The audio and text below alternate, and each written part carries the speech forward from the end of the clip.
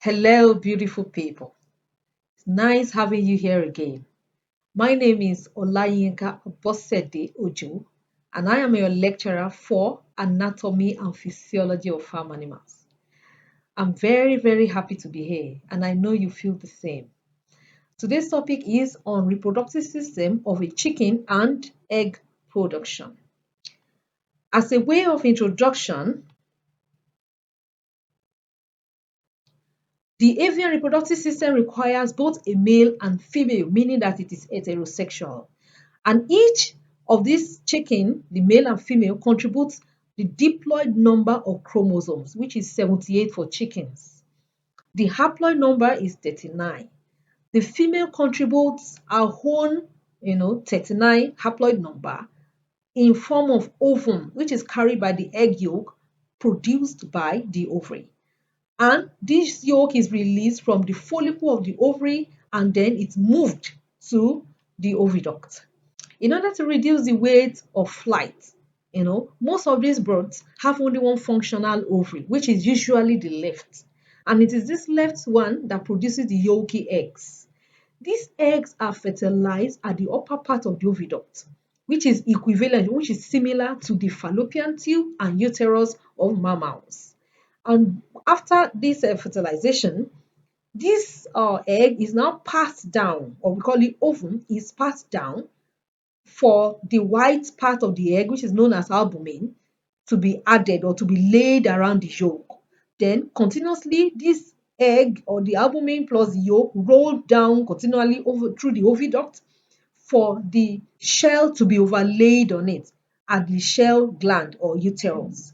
And this is now laid after about 24 hours, after ovulation as a fully formed egg.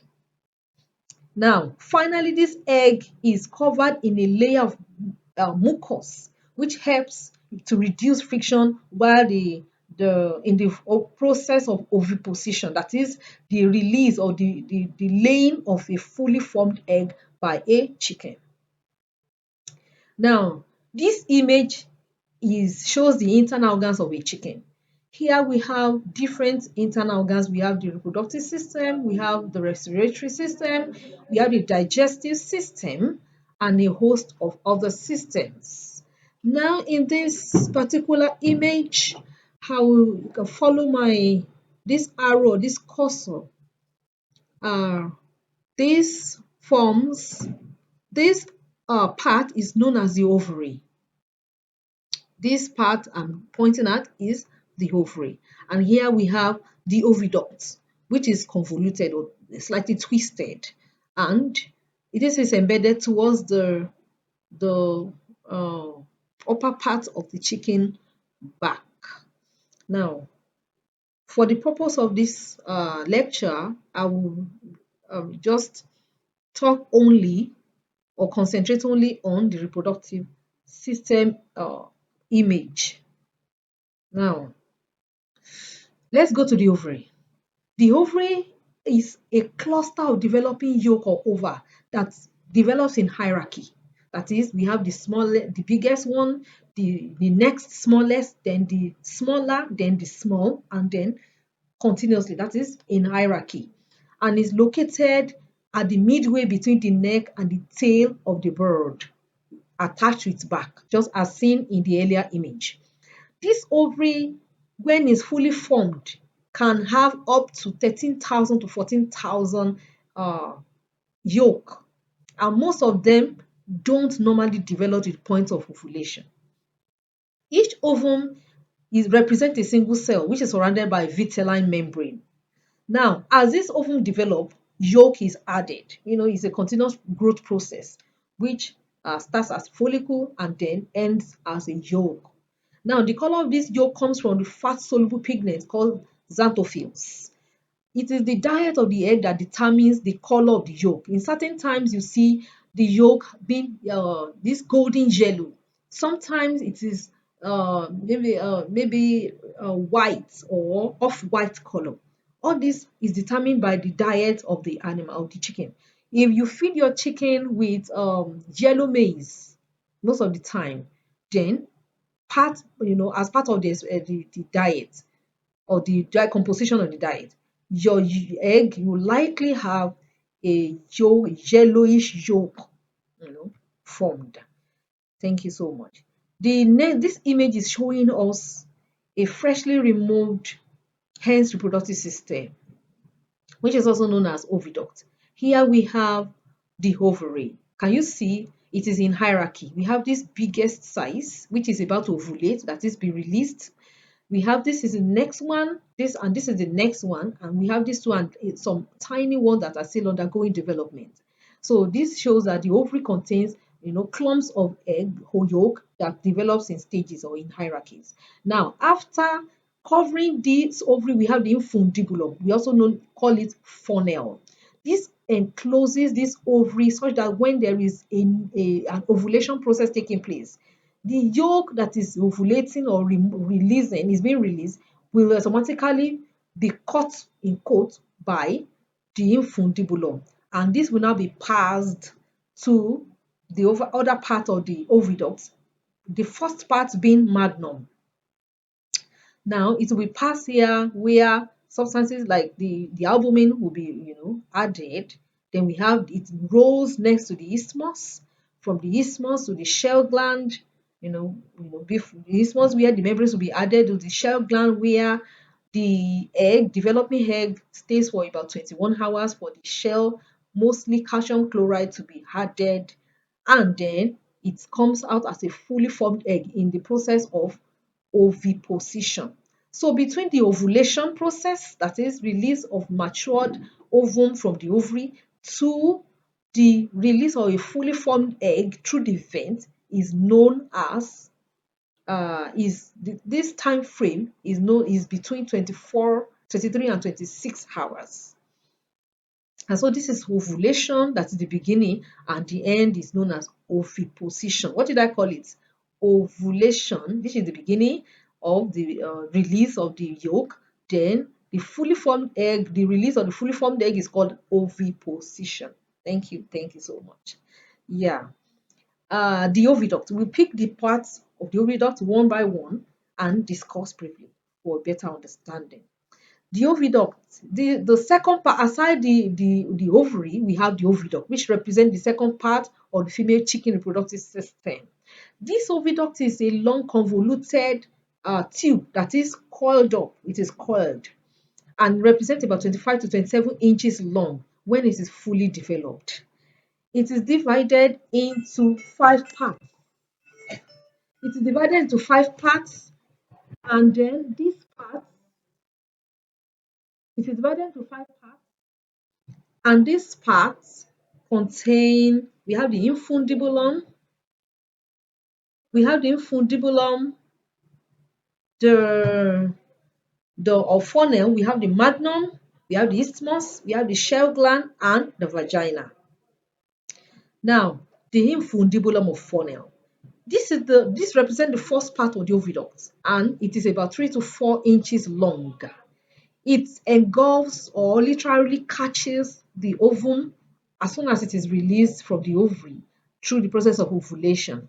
And this ovum or this yolk remains in this infundibulum for about 15 to 18 minutes. This is because at the infundibulum of funnel, that is where reservoirs of spermatozoa take is.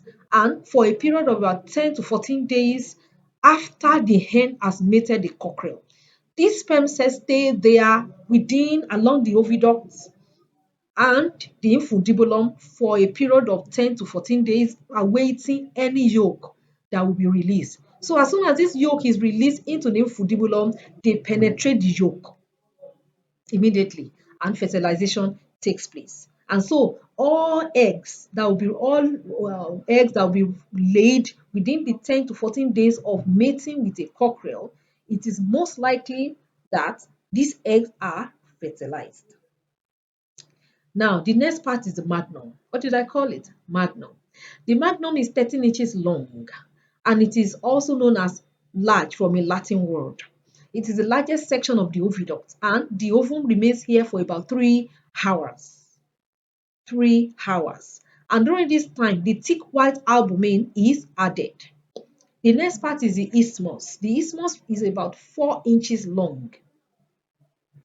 And this isthmus uh, enhances This isthmus enhances the addition of outer shell membranes and the inner shell membranes to the egg. Now, I want you to picture a boiled egg. As soon as you are peeling it, you will see after the from the shell gland, you will see some membranes like nylon-like covering that covers the eggs. You see white albumin as well before you get to the yolk. This membrane or this nylon-like covering is known as the shell membrane. We have the inner and we have the outer shell membrane. And this isthmus, the egg remains here for about 75 minutes for these shell membranes to be added. Now, the next part is the shell gland or uterus. What did I call it? Shell gland or uterus. Thank you. The shell gland is about 4 to 5 inches long, and the egg remains here for 20 hours plus X. That is, it could be 20 hours, it could be 21 hours, depending on one or two factors. The shell is now largely made up of calcium carbonate, which is laid around this forming egg. And you might want to ask me, how does the hen generate this calcium? Thank you so much. This hen generates this or mobilizes about 47% of our body calcium to form from our bones, majorly the long bones, to make this eggshell, while the diet also produces or provides the remaining required calcium. That is when, if you don't feed if the percentage of calcium in the laying chicken is not enough, you see most of the time the the the the long bones of this chicken would be paralyzed, be weak, and the chicken may not be able to walk. You know, that's why it is very important to have uh, the right percentage of calcium in the diet of laying chicken. The next part is vagina. What did I call it? Vagina. This vagina is about 4 to 5 inches long, and it does not really play any part in the egg formation. The only thing it does is that it helps to push out the egg from the hen's body, and it is located in the vagina where spermatozoans are also stored. So the bloom or the cortical is added to the egg in the vagina prior to ovulation, that is, prior to oviposition, that is, the laying of a fully formed egg.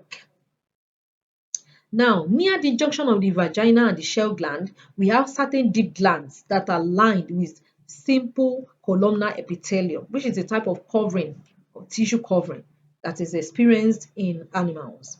Now, when we have sperm host glands, these are represent sperm host glands which are also, which also store the sperms for a long period of time, as said earlier, between 10 days to 14 days when the egg is laid. Some of these sperm can be squeezed out of the gland into the lumen of the tract, so they can migrate further or farther up the oviduct to fertilize another egg. Meaning that as soon as one egg is laid, other sperm cells are still present, which literally could be squeezed out to still fertilize another egg that will pass through that oviduct of the same hen within maybe in another 24 to 48 hours. So this is the one really remarkable thing about birds.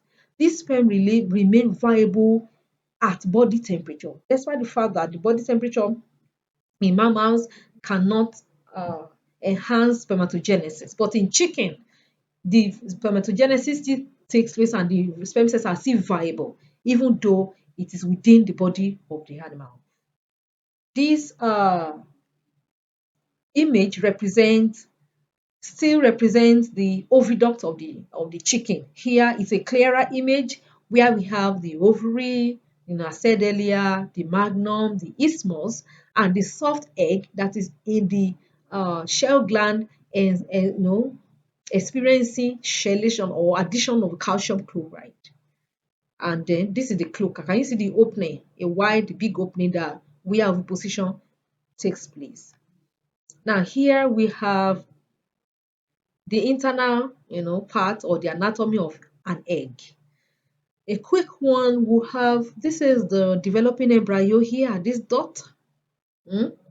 We have the hair, we have the shell gland, we have the chalaza, which literally suspends the ovum, the egg in between the yolk, between in within the egg. Then we have the air space, we have the shell membrane, we have the vitellus or yolk, we have the albumin, which is surrounding the yolk.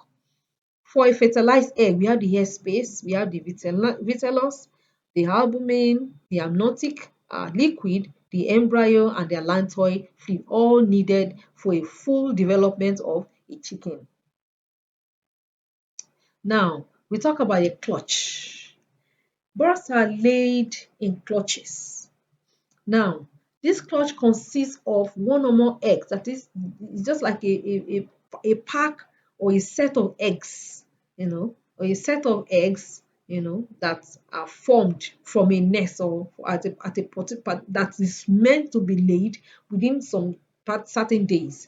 Now, this clutch is species specific, and the clutch size, you know, remain laid in a breeding season will vary with species. In hen, ovulation usually occurs in the morning and under normal daylight conditions. Ovulation occurs in the morning such that after about 25 to 26 hours, there will be a new egg that will be formed through the process of ovulation released.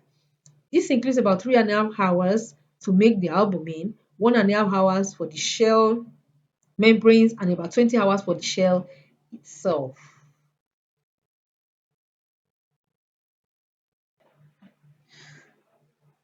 Yeah, this image shows the anatomy of a chicken egg when fertilized.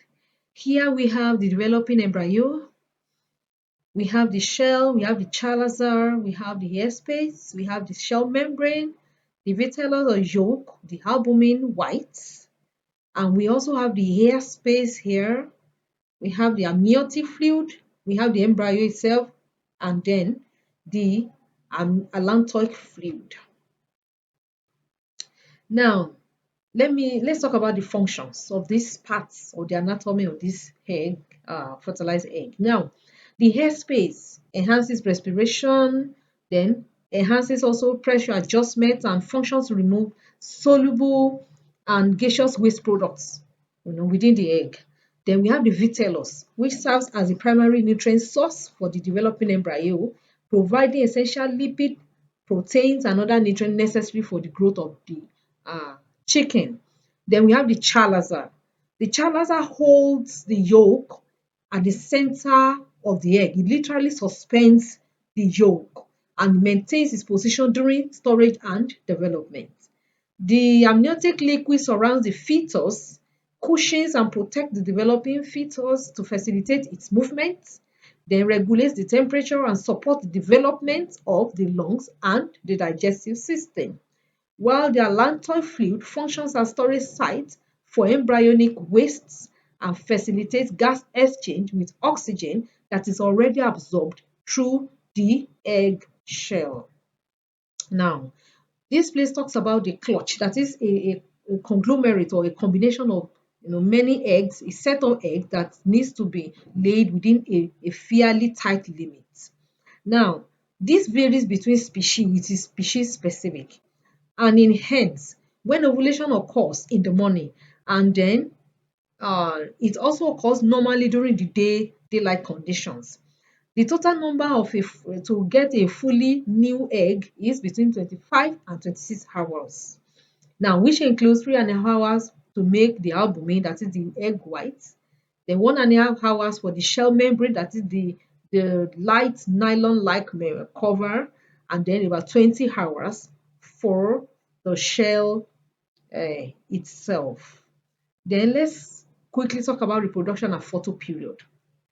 Photoperiod is a very germane aspect of reproduction in chickens. This is because this photoperiod is known as a period of period of light exposures per day.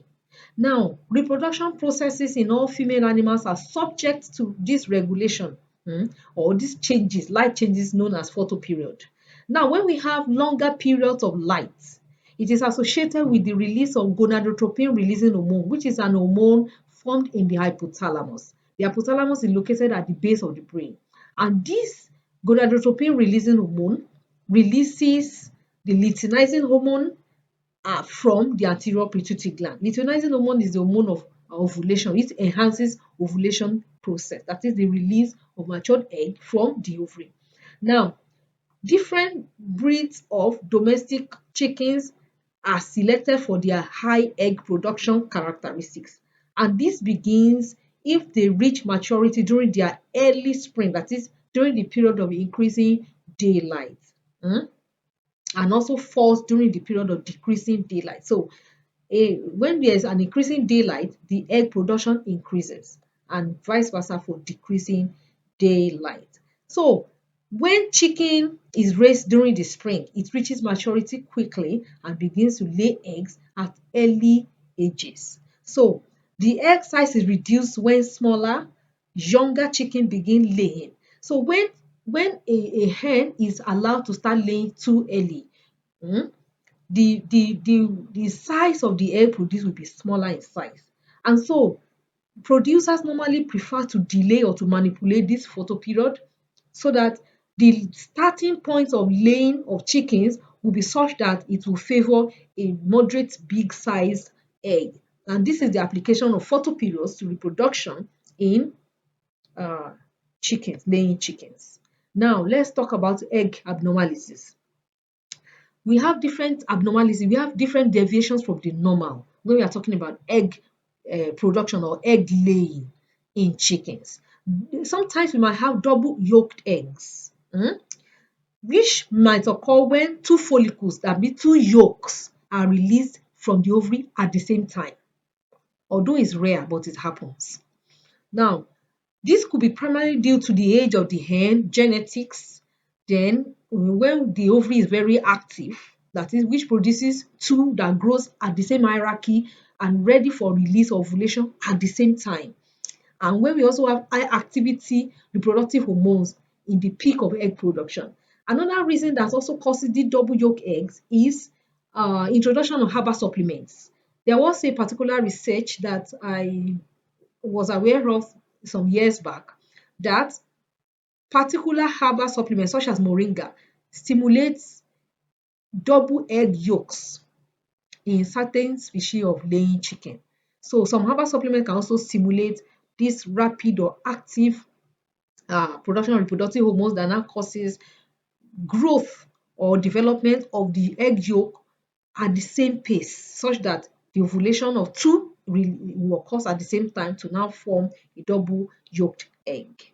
Now we have, okay, so this double yolk egg, although is suitable for eating, but it's not suitable for hatching because there will be limited space for development of two chickens at the same time. So that is the disadvantage.